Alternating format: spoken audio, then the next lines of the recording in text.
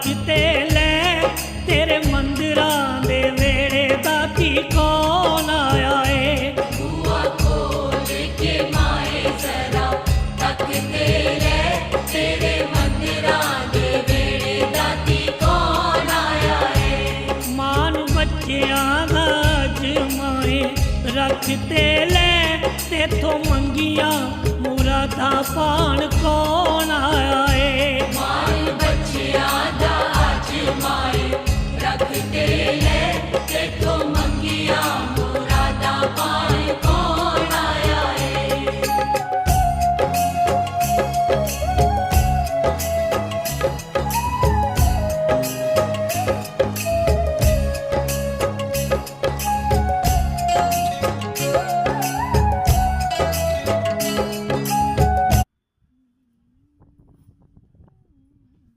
मौसम अच्छा हो रहा है आज।